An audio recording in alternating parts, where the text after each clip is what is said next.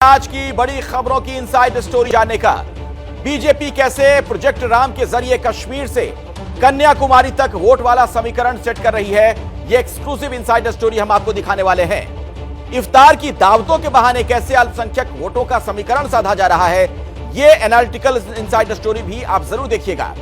BJP दक्षिण के रास्ते कैसे 24 में फिर दिल्ली फतेह करना चाहती है, इसकी एक्सक्लूसिव इनसाइड स्टोरी हम आपको दिखाएंगे। केंद्रीय मंत्री ज्योतिरादित्य सिंधिया अचानक क्यों कांग्रेस के निशाने पर हैं, इसकी इनसाइड स्टोरी भी आपको जाननी चाहिए। गद्दार अमृतपाल दुबई से भारत आने से पहले जॉर्जिया क्यों गया, इसकी इनसाइड स्टोरी भी हम आगे आपको दिखाने वाले हैं। लेकिन सबसे पहले बात बीजेपी के प्रोजेक्ट राम की। बिहार की जाति गणना, यूपी में रामचरितमानस वाला विवाद, अखिलेश का काशी राम प्रेम। विपक्ष अपने तरीके से मिशन 2024 में जुटा है, तो विपक्ष की कोशिश जातियों की गोलबंदी को मजबूत करना है। इसके जवाब में बीजेपी ने प्रोजेक्ट राम को आगे बढ़ा दिया है। आज उत्तर प्रदेश के कौशांबी में इसकी शुरुआत हुई।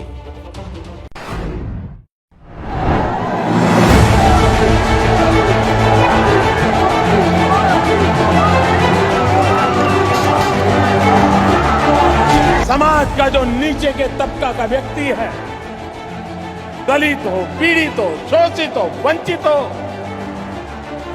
ये हम सबका दायित्व है उनकी रक्षा करना। कि हम हमारे दलित भाइयों को प्रताड़ित करें, क्या हक दिला है हमको? हमारी सरकार गरीब, दलित, पीड़ित, शोषित, वंचित, सशक्त करने की राह पर चल रही है। दलितों, वंचितों, वनवासियों की चिंता जो प्रधानमंत्री नरेंद्र मोदी अपने भाषणों में जताते रहे, उन्हें अब बीजेपी के एक बड़े अभियान का हिस्सा बनाया जा रहा है, जिसकी नई प्रयोगशाला बन रहा है उत्तर प्रदेश।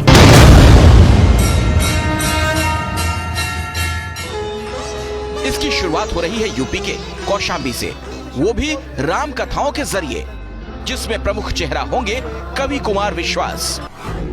2024 के लिए ये जो बीजेपी का प्रोजेक्ट राम है, इसके तहत दलितों, शोषितों, वंचितों और आदिवासियों को भगवान राम की महिमा के तहत एक साथ एक छतरी के नीचे लाने का प्रयास है। ये जाति से आगे बढ़कर धार्मिक आस्था की छतरी है और फिलहाल इसका प्रयोग किया जा रहा है पूर्वांचल में। दलितों पर बीजेपी की इसलिए खास नजर है क्योंकि 2011 की जनगणना के मुताबिक यूपी में कुल दलित आबादी 20.7% है। यूपी में लोकसभा की 80 में से 17 सीटें दलितों के लिए आरक्षित हैं। दलित बीएसपी का पारंपरिक वोटर माना जाता रहा, लेकिन बीजेपी ने 2014 के लोकसभा चुनाव में सभी 17 सीटों पर और 2019 में इन 17 में से 14 सीटों पर जीत दर्ज की थी। दलितों को बीजेपी से जोड़ने के मिशन के लिए पूर्वांचल पहुंचे केंद्रीय गृह मंत्री ने भी रैली में इस चुनावी रिकॉर्ड की याद दिलाई। सपा, बसपा, कांग्रेस इसका सुपड़ा साफ किया और नरेंद्र मोदी जी को प्रधानमंत्री बनाने का काम यूपी के माध्यम से पूरे भारतवर्ष के अंदर मोदी जी को फिर से प्रधानमंत्री बनाने का संदेश देने वाले। वैसे आस्था की छतरी के नीचे एक नई सोशल इंजीनियरिंग बीजेपी 2019 के लोकसभा चुनाव में और फिर 2022 के यूपी विधानसभा चुनाव में कर चुकी है। इसका असर देखना हो तो यूपी में 3 साल में ही मायावती के पारंपरिक दलित वोट के शिफ्ट से समझा जा सकता है। 2019 के लोकसभा चुनाव में जहां बीएसपी को यूपी में 19.43% वोट मिले थे, वहीं 2022 के यूपी विधानसभा चुनाव में ये वोट घटकर 12.88% रह गया। यानी यूपी में बीएसपी के दलित वोट पर सिंधमारी हो चुकी है। इसे बीजेपी और पुख्ता कर लेना चाहती है और इसीलिए राम कथाओं के जरिए दलित वोट को अपने साथ करने की जुगत हो रही है। कांग्रेस उनको लटका रही थी, सपा उनको भटका रही थी, बसपा उसको अटका रही थी। थोड़े समय में देख पाएंगे कि भगवान श्री राम अपने निज मंदिर के अंदर विराजमान होंगे। तो कास्ट के जवाब में बीजेपी के पास राम कार्ड है। यही नई चुनावी इंजीनियरिंग है जिसे बीजेपी 2024 के लिए तैयार कर रही है। श्री राम लला के दर्शन और उसके बाद राजा राम का अभिषेक, ये सौभाग्य राम जी की कृपा से ही मिलता है। वैसे दलित वोट पर अखिलेश यादव की भी नजर है। उन्होंने इसी हफ्ते की शुरुआत में रायबरेली में काशीराम की प्रतिमा का अनावरण किया था। लेकिन बीजेपी को भी इसका इल्म है कि अखिलेश वाली इस सोशल इंजीनियरिंग में कई पेच हैं। इसीलिए कौशाम्बी में दलितों और आदिवासियों के बीच राम की महिमा वाले प्रयोग के जरिए बीजेपी न सिर्फ पूर्वांचल या यूपी बल्कि पूरे देश में एक नैरेटिव सेट करने के प्रयास में है। Bureau report, ABP news. तो दोनों तरफ की अपनी अपनी रणनीति, इसकी हकीकत क्या है जरा समझते हैं। अभिषेक उपाध्याय से इनसाइड स्टोरी आपको बताएंगे। अभिषेक, ये जो प्रोजेक्ट राम नजर आ रहा है बीजेपी का, इसके पीछे की क्या कहानी दिख रही है? देखिए अखिलेश, ये 3 दशक पुराना प्रोजेक्ट है। आपको याद होगा साल 89 में पालमपुर हिमाचल में पहली बार बीजेपी ने आधिकारिक तौर पर ये प्रस्ताव पारित किया था कि राम मंदिर का निर्माण करना है। और राम मंदिर बीजेपी के लिए सोशल इंजीनियरिंग का सबसे पहला दरवाजा था। आपको याद होगा साल 89 में जब शिलान्यास हुआ तो पहली जो ईंट रखी थी वो कामेश्वर चौपाल ने रखी थी, जो दलित समाज से आते हैं। और संयोग की बात है, कल मैं पटना में उनसे मिलकर के लौटा हूं। तो ये जो दलितों को जोड़ने के लिए, वंचितों को जोड़ने के लिए, उनको एक अम्ब्रेला, एक छतरी के नीचे लाने के लिए जो माध्यम है वो राम है। वो कौन राम है? वो शबरी के राम है। वो कौन राम है? वो कामेश्वर चौपाल जो कि ईंट रखते हैं पहली, जो दलित समाज से आते हैं, वो उनके राम है। तो बीजेपी ये संदेश लगातार दे रही है। और बड़ी बीजेपी के लिए एडवांटेज ये है कि संदेश की कोई काट नहीं है। आप अगर रामचरितमानस का अपमान करने की कोशिश करते हैं, जो कि कुछ नेताओं ने की, तो उसका रिएक्शन हो सकता है। इस बात का बीजेपी को अच्छी तरह से आइडिया है और इसीलिए बीजेपी इस रास्ते पर मजबूती से आगे बढ़ रही है। जी धन्यवाद अभिषेक इस जानकारी के लिए आपका।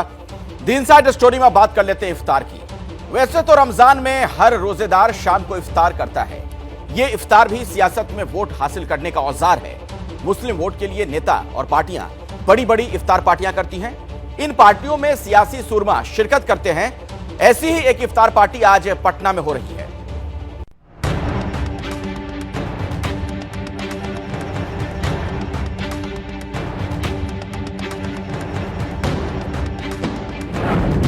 सपना लाल किला है, इसीलिए पटना में सीएम आवास पर इफ्तार पार्टी का मंच सजा।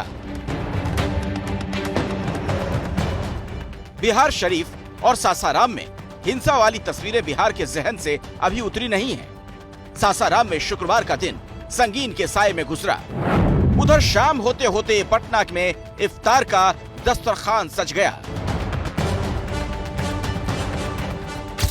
इफ्तार की दावत पटना में, नजर दिल्ली पर और टारगेट मुस्लिम है। बिहार में 17% मुस्लिम आबादी है। सूबे की 40 में से 9 लोकसभा सीटों पर मुस्लिम वोटर 20% से ज्यादा हैं। वहीं 13 लोकसभा सीटों पर मुस्लिम वोटर 12% से ज्यादा हैं। यानी बिहार में 22 सीटों पर मुस्लिम वोटर निर्णायक हैं। इसीलिए आंखों में दिल्ली का सपना संजोए नीतीश समेत तमाम नेता दावते इफ्तार में जुट गए हैं। 4 अप्रैल को नीतीश की पार्टी के एमएलसी खालिद अनवर इफ्तार की दावत दे चुके हैं। आज का इफ्तार सीएम के आवास पर है। 8 अप्रैल को जेडीयू की इफ्तार पार्टी है। 9 अप्रैल को आरजेडी की इफ्तार पार्टी होगी। 13 अप्रैल को बिहार के डिप्टी सीएम तेजस्वी यादव इफ्तार पार्टी देंगे। दूसरे नेताओं को शामिल करें तो बिहार में इफ्तार वाली ये फहरिस्त लंबी है। और इस लंबी होती लिस्ट के पीछे वजह वही मुस्लिम वोट की चाहत। हर साल होता ही है, पिछले वर्ष भी हुआ, इस वर्ष भी हुआ। लोगों की आदत हो गई है बिना मतलब की बात करना। सिर्फ बिहार ही नहीं बल्कि मुस्लिम वोटों की चाहत में इफ्तार पार्टी देने का राजनीतिक दलों और राजनेताओं का इतिहास काफी पुराना रहा है। इसकी शुरुआत देश के पहले प्रधानमंत्री जवाहरलाल नेहरू की तरफ से की गई थी। आजादी के बाद प्रधानमंत्री बने नेहरू ने इफ्तार पार्टी दी तो कहा गया उसका मकसद मुस्लिमों को विभाजन के दर्द से उबारना था। बाद में प्रधानमंत्री लाल बहादुर शास्त्री ने इसे बंद कर दिया। लेकिन फिर इंदिरा गांधी ने इफ्तार पार्टी शुरू कर दी। सोनिया गांधी भी इफ्तार पार्टी देती रही हैं। मुलायम सिंह यादव भी इफ्तार पार्टी किया करते थे और अखिलेश यादव भी इफ्तार पार्टी करते हैं। मायावती ने भी बतौर सीएम इफ्तार पार्टी दी। राष्ट्रपति भवन में इफ्तार पार्टी होती रही है, लेकिन अब की इफ्तार पार्टियों का मकसद शुद्ध सियासी है। विपक्ष के लिए मुसलमान बड़ा वोट बैंक है और जिस पार्टी को एक मुश्त मुस्लिम वोट मिलता है उसकी सीटें भी बढ़ती है। आमतौर पर मुस्लिम वोटर उस पार्टी के साथ खड़े दिखते हैं जो बीजेपी के मुख्य मुकाबले में होती है। 2014 लोकसभा चुनाव में 42% अगड़े मुसलमानों ने कांग्रेस को वोट दिया, 36% अगड़े मुसलमानों ने क्षेत्रीय दलों को वोट दिया, सिर्फ 4% अगड़े मुसलमानों ने बीजेपी को वोट दिया। लेकिन 2019 में तस्वीर थोड़ी बदल गई। 39% अगड़े मुसलमानों ने कांग्रेस को वोट दिया, 44% अगड़े मुसलमानों ने क्षेत्रीय दलों को वोट दिया, 7% अगड़े मुसलमानों ने बीजेपी को वोट दिया। यानी 2 लोकसभा चुनाव में मुसलमानों के बीच बीजेपी की पैठ बढ़ी है और विपक्षी दलों की असल चिंता यही है, क्योंकि अब तो मुसलमान भी कहने लगे हैं बीजेपी को लेकर उनका मन बदल रहा है।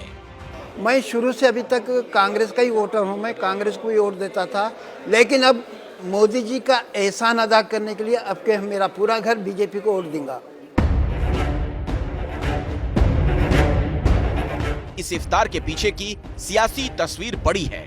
बेशक ये तस्वीर पटना की है, लेकिन दरअसल ये देश के भविष्य की सियासत की तस्वीर है। इसीलिए इफ्तार पर इतना जोर है। Bureau report, ABP news.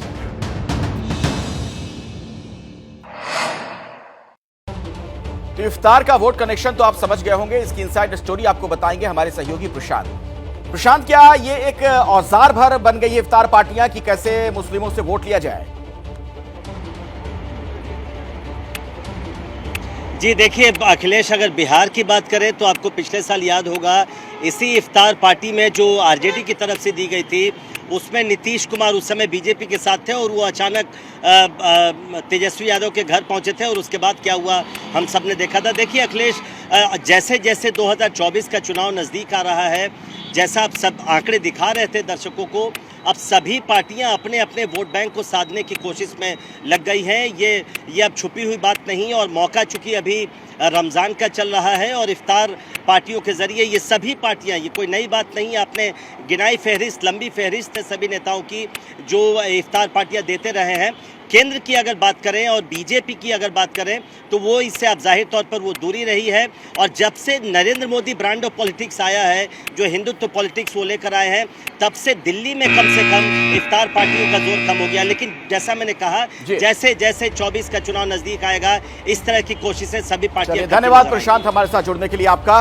तो इफ्तार के जरिए विपक्षी नेता अल्पसंख्यक वोटों का गणित दुरुस्त कर रहे हैं, तो बीजेपी विकास की राजनीति के जरिए मिशन 2024 को आगे बढ़ा रही है। मिशन 2024 में बीजेपी का खास फोकस देश के दक्षिणी राज्यों पर है। दक्षिण पर बीजेपी का फोकस क्यों है और कैसे बीजेपी दक्षिण में कमल खिलाने की तैयारी कर रही है, देखिए हमारी यह खास इनसाइडर स्टोरी।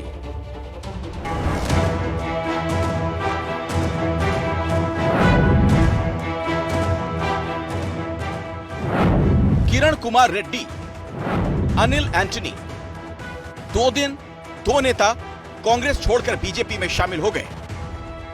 किरण कुमार रेड्डी आंध्र प्रदेश के सीएम रह चुके हैं, जबकि अनिल एंटनी कांग्रेस के दिग्गज एके एंटनी के बेटे हैं और केरल प्रदेश कांग्रेस कमेटी के सोशल मीडिया संयोजक रह चुके हैं। बेशक ये दोनों नेता आज के दिन दक्षिण भारत की राजनीति में बड़े नाम नहीं, लेकिन इनके बीजेपी में शामिल होने के बड़े सियासी मायने हैं। ये बीजेपी के साउथ वाले ब्लूप्रिंट का हिस्सा है। चुनाव भले ही कर्नाटक में हो रहा हो, लेकिन बीजेपी का पूरा फोकस पूरा दक्षिण भारत है। इसी वजह से प्रधानमंत्री नरेंद्र मोदी समेत तमाम बीजेपी के बड़े नेता दक्षिण भारत का दौरा कर रहे हैं। प्रधानमंत्री मोदी 8 अप्रैल को हैदराबाद और चेन्नई जाएंगे, 9 अप्रैल को पीएम कर्नाटक जाएंगे। इस साल मोदी 7 बार कर्नाटक का दौरा कर चुके। प्रधानमंत्री का दक्षिण भारत का दौरा बीजेपी के उस मिशन साउथ का हिस्सा है, जिसका संकेत खुद पीएम मोदी दे चुके हैं।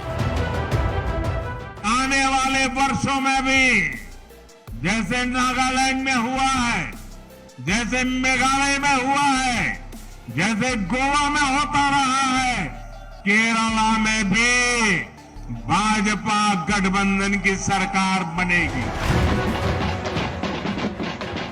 विधानसभा चुनाव भले ही कर्नाटक में हो रहे हैं, लेकिन बीजेपी के प्लान में पूरा साउथ ब्लॉक है। इसकी वजह है दक्षिण की लोकसभा सीटें। कर्नाटक में 28 सीटें हैं, केरल में 20, आंध्र प्रदेश में 25, तमिलनाडु में 39, तेलंगाना में 17, पुदुचेरी में 1 सीट है। दक्षिण भारत की 130 सीटों में से बीजेपी गठबंधन के पास 30 सीटें हैं। लोकसभा सीटों का यही समीकरण बीजेपी को दक्षिण के दरवाजे तक ले जा रहा है। मिशन 2024 की तैयारियों में जुटी भारतीय जनता पार्टी दरअसल दक्षिण में अपना स्कोर सुधारना चाहती है। इसलिए दक्षिण भारत की 130 लोकसभा सीटों में से कम आधी लोकसभा सीटें भारतीय जनता पार्टी अपने खाते में लाना चाहती है। दरअसल बीजेपी की रणनीति उत्तर भारत में होने वाली नुकसान की भरपाई दक्षिण भारत से करने की है। बीजेपी के लिए दक्षिण भारत इसलिए जरूरी है क्योंकि बिहार में जेडीयू बीजेपी का गठबंधन खत्म हो चुका है, महाराष्ट्र में उद्धव का साथ छूट चुका है, पंजाब में अकाली दल का साथ छूट चुका है, मध्य प्रदेश और राजस्थान में भी बीजेपी को नुकसान हो सकता है। इन राज्यों में होने वाले नुकसान की भरपाई के लिए बीजेपी दक्षिण की तरफ देख रही है। इसीलिए पीएम मोदी, अमित शाह, जेपी नड्डा जैसे दिग्गज दक्षिण का दौरा कर रहे हैं, तो दूसरी तरफ दक्षिण भारत को विकास योजनाओं की सौगात मिल रही है।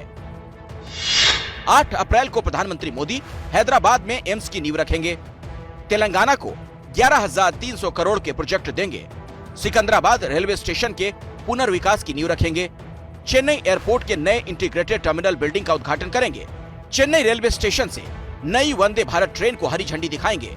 2019 चुनाव के बाद ही बीजेपी ने दक्षिण पर अपना पूरा ध्यान केंद्रित कर दिया था, जिसकी पहली झलक 2020 में दिखाई पड़ी। दिसंबर 2020 में ग्रेटर हैदराबाद नगर निगम का चुनाव हुआ था। उसके कैंपेन में बीजेपी अध्यक्ष जेपी नड्डा, गृह मंत्री अमित शाह और यूपी के सीएम योगी आदित्यनाथ जैसे दिग्गज हैदराबाद पहुंचे थे। इसका असर ये हुआ कि बीजेपी की सीटें 4 से बढ़कर 48 हो गई। ग्रेटर हैदराबाद नगर निगम चुनाव में दिग्गजों को उतारकर बीजेपी ने ये नैरेटिव सेट कर दिया था। अब वो दक्षिण की तरफ गंभीरता से देख रही है। Bureau report, ABP news. तो बीजेपी दक्षिण में अपना दबदबा कायम करने की तैयारी कर रही है, तो कांग्रेस मध्य प्रदेश में अपनी वापसी की कोशिश में है। मध्य प्रदेश में साल के आखिर में चुनाव है और कांग्रेस ने अभी से यहां चुनावी लड़ाई शुरू कर दी। मध्य प्रदेश में कांग्रेस के निशाने पर वो ज्योतिरादित्य सिंधिया हैं जो 2018 में उसकी जीत के केंद्र में थे, लेकिन आज बीजेपी के साथ हैं।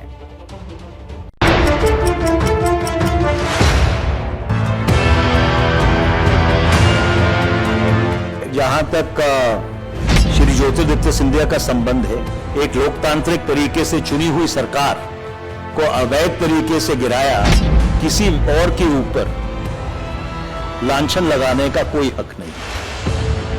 राहुल जी को एक विशेष सत्कार दिया जा रहा है। कभी जो व्यक्ति जमानत के लिए जाता है वो अपने साथ नेताओं का फौज लेके जाता है।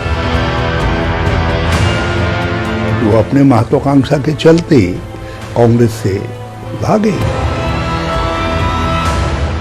टीवी कैमरों से लेकर ट्विटर तक ज्योतिरादित्य सिंधिया कांग्रेस के निशाने पर हैं। कभी राहुल के बेहद करीबी रहे ज्योतिरादित्य को अब राहुल गांधी के करीबी जयराम रमेश इतिहास का गद्दारी वाला पाठ याद दिला रहे हैं। इतिहास के आईने में सिंधिया को गद्दार कहा जा रहा है। आखिर क्यों कांग्रेस अचानक ज्योतिरादित्य सिंधिया पर इतनी हमलावर हो गई है? क्यों ज्योतिरादित्य सिंधिया कांग्रेस नेताओं के निशाने पर आ गए हैं? इस सवाल का जवाब है चुनाव। मध्य प्रदेश में साल के आखिर में चुनाव होने हैं और इस चुनाव में सिंधिया बड़ा फैक्टर होंगे। दरअसल मध्य प्रदेश का ग्वालियर चंबल अंचल ज्योतिरादित्य सिंधिया का मजबूत गढ़ है। ग्वालियर चंबल अंचल में विधानसभा की 34 सीटें हैं। 2018 विधानसभा चुनाव में इस अंचल में कांग्रेस को 26 सीटें मिली थीं। 2018 में बीजेपी को इस अंचल में 7 सीटें मिली थीं, जबकि 2013 में कांग्रेस को इस अंचल में 12 सीटें मिली थीं। वहीं बीजेपी को 2013 में 22 सीटें मिली थीं। सियासी जानकार कहते हैं कि सन 2018 में 15 साल बाद मध्य प्रदेश में कांग्रेस की सरकार में वापसी ग्वालियर चंबल रीजन में कांग्रेस के शानदार प्रदर्शन के चलते हुई थी, लेकिन 2020 में इसी रीजन के चलते कांग्रेस की सरकार गिरी भी। ज्योतिरादित्य सिंधिया ने कांग्रेस छोड़ने का ऐलान किया और इसी के साथ उनके समर्थक विधायकों ने कांग्रेस से बगावत कर दी। नतीजा ये रहा, कमलनाथ की सरकार गिर गई और उसके बाद ग्वालियर चंबल अंचल की 16 सीटों पर उपचुनाव हुए थे। यहाँ बीजेपी ने 9 सीटें जीती थी, कांग्रेस को महज 7 सीटें मिली थीं। बाद में भिंड से बीएसपी विधायक भी बीजेपी में शामिल हो गए। मौजूदा समय में ग्वालियर चंबल अंचल की 34 में से बीजेपी के पास 17 और कांग्रेस के पास भी 17 सीटें हैं। यानी फिलहाल सिंधिया के गढ़ में कांग्रेस और बीजेपी बराबरी पर खड़े हैं, लेकिन दिसंबर में विधानसभा चुनाव हैं और कांग्रेस को फिर मध्य प्रदेश में वापसी करनी है तो उसे ग्वालियर चंबल अंचल में पिछले प्रदर्शन को दोहराना होगा। लेकिन इस बार ज्योतिरादित्य सिंधिया बीजेपी के साथ हैं। ऐसे में कांग्रेस सिंधिया को गद्दार घोषित कर सहानुभूति वाला दांव चलना चाहती है और इसीलिए ज्योतिरादित्य सिंधिया कांग्रेस के निशाने पर हैं। Bureau report, ABP news.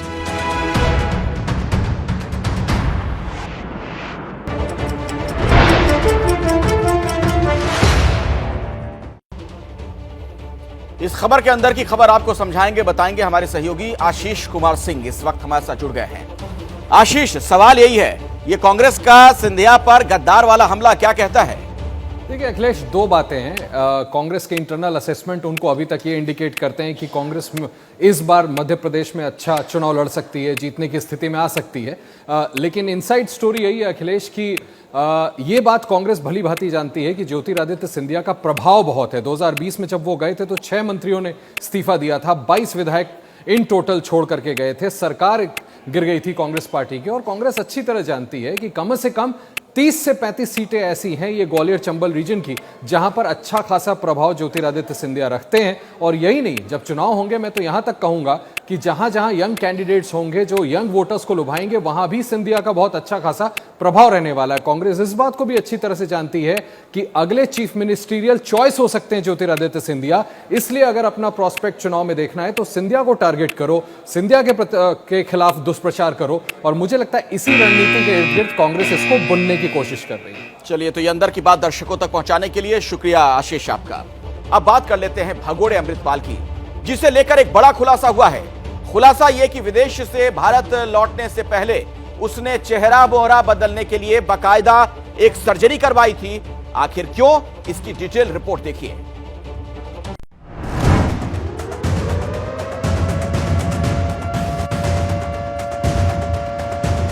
भगोड़ा अमृतपाल सिंह, जिसे 3 हफ्ते से सरगर्मी से पुलिस तलाश रही है,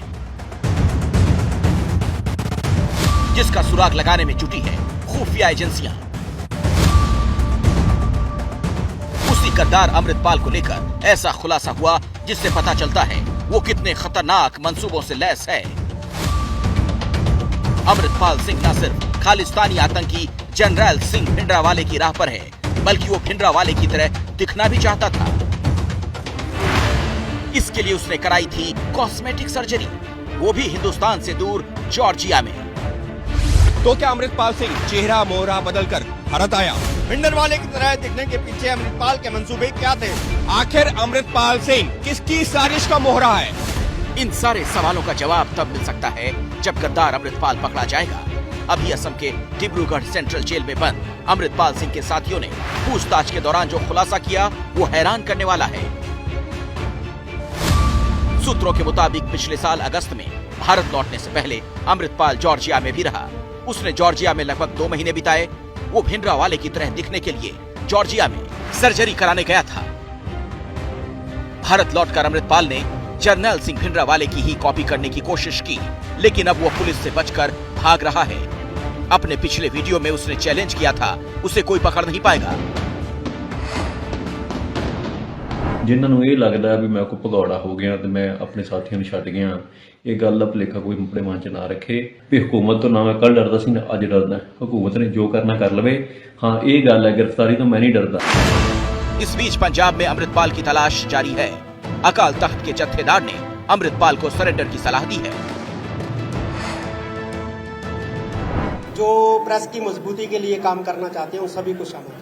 आपको क्या लगता है कि उसको सरेंडर करना चाहिए? जो माहौल इस समय पंजाब में बना हुआ है। देखिए, मैंने अपील भी की थी, उसको करना चाहिए। अमृतपाल को लेकर पंजाब में हाई अलर्ट है। 14 अप्रैल तक पुलिस की छुट्टियां भी रद्द कर दी गई हैं। Bureau report, ABP news.